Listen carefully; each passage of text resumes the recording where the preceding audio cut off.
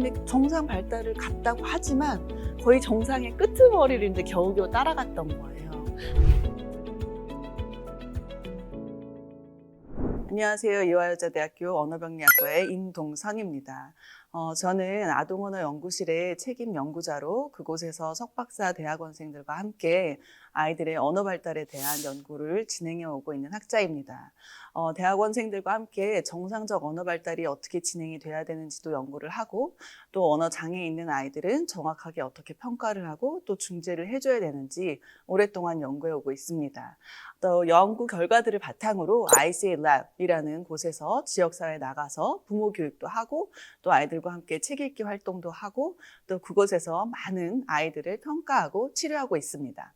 안녕하세요. 저는 이화여자대학교 사범대학 교육학과의 교육상담심리 전공 오인수입니다.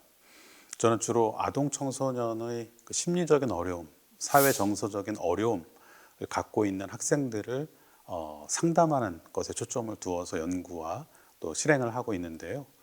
특히 이제 임 교수님과 같이 이 언어와 문화의 다양성을 갖고 있는 학생들이 겪고 있는 어떤 심리 정서적인 어려움, 그 부분을 어떻게 도울지에 관해서 같이 연구를 하고 있습니다.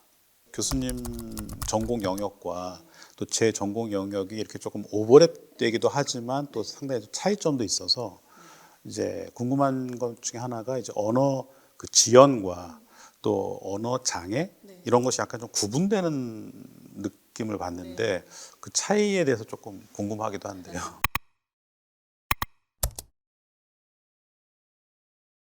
일단 저희가 학문적으로 언어 지연이라는 이제 표기를 할 때는 late talker 아니면 late bloomer라는 거예요. 그래서 만 3세 이전에 언어 발달이 좀 늦된 아이들을 저희가 언어 지연이라는 표현을 많이 합니다. 그런데 언어 지연이라고 표현했을 때는 왜 그렇게 표현을 하냐면 임상적으로 아직 뭔가 언어 장애 크라이테리아에 오지 않았다. 그래서 예를 들면 그 아이들의 거의 반, 50%는 자연 회복이 되고 자연적으로 정상 발달 아이들을 따라갈 수 있다라는 그러한 연구 결과들이 있고, 또 저희 연구실에서도 그런 연구를 추적 관찰해 보니까 3세 이전에 좀 늦댔었는데 그 아이들이 자연적으로 이제 따라가는 아이들을, 그래서 저희가 언어 지연이라는 표현을 많이 하고요. 나머지 50는 사실 언어 장애, 그러니까 그 normal distribution curve에서 마이너스 1.5에서 마이너스 2, ESD 빌로우로 떨어지는 아이들이 언어 발달이.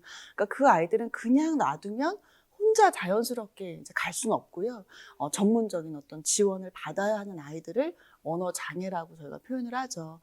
그래도 유념해야 될 게 뭐냐면 언어 지연에서 반은 잘 가니까 부모님들이 자꾸 좀 기다려봐야 되지 않나, 뭐 남자애들은 원래 늦지 않니, 뭐 이러면서 자꾸 기다리는데 사실 그렇진 않아요.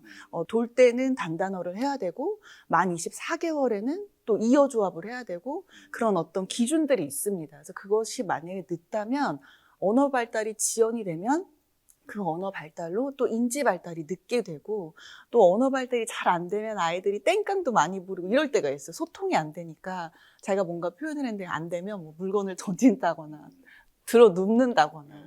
그래서 사실 3세 이전에 아이들이 늦는 거를 괜찮다라고 생각하지 마시고 사실 일찍 조기 발견이 돼야 되죠. 네, 그런 것들인데 사실 지연과 장애는 그런 좀 차이가 있긴 합니다.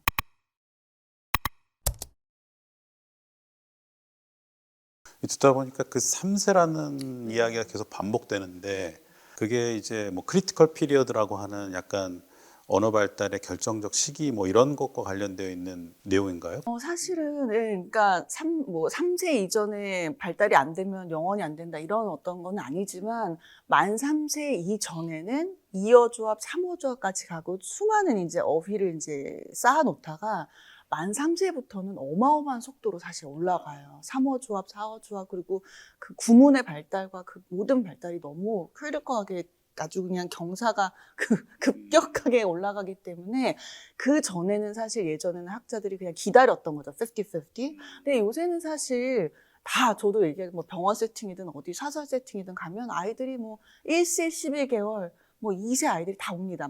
그러면 와서 일찍부터 이 아이가 정말 발달에 어려움이 있는 건지 아니면 단순히 그냥 느린 건지를 평가해내는 게 되게 중요해요. 그래서 사실 꼭 3세까지 기다리고 이러면 안 돼요. 그러니까 어떻게 보면 되게 그 선제적으로 맞아요. 평가를 해서 이제 그런 지연이나 발달의 장애 여부를 조기에 감별을 해서 거기에 맞게 이제 적절히 개입하는 것이 오히려 기다리는 것보다 훨씬 더 효과적일 수 있다는 얘기.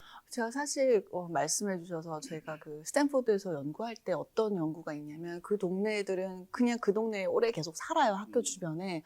그래서 아기 때 이제 얘네들을 데려다가 연구를 했는데 걔네가 한 8, 9년 지나서 초등학교 때 다시 만난 거예요. 그럼 레이 터커 아까 말씀드렸듯이 그냥 언어 지연이면 반은 정상을 하고 반은 이제 늦되게 된다 그랬잖아요. 근데 정상의 궤도를 따라갔던 아이들을 추적 관찰을 했어요, 저희가. 근데 정상 발달을 갔다고 하지만 거의 정상의 끄트머리를 이제 겨우겨우 따라갔던 거예요. 그래서 걔네들을 초등학교 때 다시 불러서 보면 또 어휘가 굉장히 많이 느려져 있고 언어적으로는 그래서 제가 어떻게 표현하면 그냥 좀 약한 아이들이다. 저희가 뭐 달리기가 어떤 아이는 좀 느리게 달리는 애들이 있고 뭐 그런 아이들이 있잖아요. 그래서 이 언어적으로는 조금 위크하다라고 표현을 해요. 그래서 무조건 지연해서 바로 넘어갔다고 안심할 것도 아니고 유심히 잘 봐야죠. 우리 아이가 언어적으로 약한 아이가 아닌지.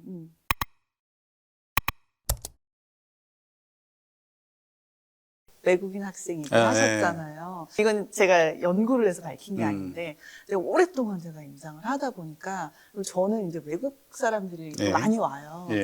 진짜 웃긴 게 외국 사람들은 많이 오면 이제 제가 항상 물어보는 질문 중에 하나가 family history예요. 유전적인 요소가 이제 있냐 없냐에 따라서 예후 예측을 할 수 있기 때문에 아무래도 유전이 이제 좀 강하면 좀 안 좋죠. 그러니까 뭐 3대째 말을 더듬고 있다거나 아니면 뭐 계속 주변에 뭐 언어 장애가 많았다거나 학습 장애가 있어 이런 게 되면 당연히 이제 좀 레드 플래그이긴 한데 정말 신비로운 게 한국 분들은 오셔서 제가 이제 패밀리 히스토리 있습니까? 그러면 거의 못 본 것 같아요.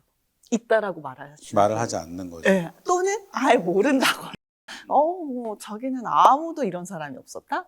근데 이제 외국 분들은 거의 98% 이상이 다 뭐 누가 있었고, 뭐 익스텐드 누가 있었고 이런 걸 리포트를 아주 편안하게 하세요. 그래서 제가 그냥 연구를 하진 않았지만 우스갯소리로 이게 극명하게 나타내주는 거다. 그러니까 외국 사람들은 미국에서 이제 보통 이런 걸 그냥 자연스럽게 다 수면 위로 드러내고 서로 뭐 가족끼리도 다 알고 근데 한국은 약간 다 쉬쉬하는 문화다 보니까 감추고 어려운 게 있으면 다 숨겨야 되고 그러다 보니까 수면 위로 드러나질 않으니까 진짜 모르는 걸 수도 있고 알더라도 이제 부부가 같이 와서 그걸 서로 이제 저한테 말하지 않을 때도 있는 거예요. 그래서 그런 문화는 빨리 좀 없어져야 되지 않을까.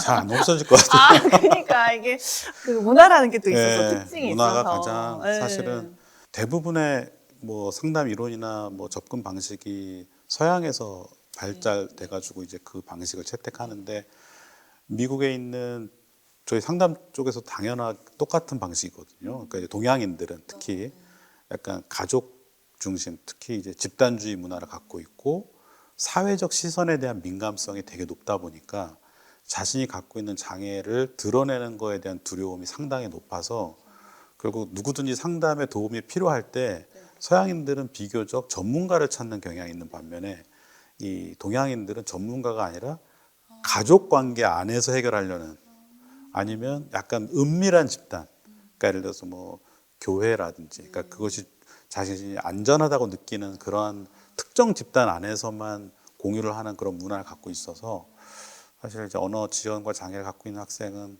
또 좀 더 드러나는 면이 없잖아 있겠지만 그럼에도 불구하고 도움을 추구하는 방식에 있어서도 문화적 차이가 있지 않을까 이런 생각도 들고.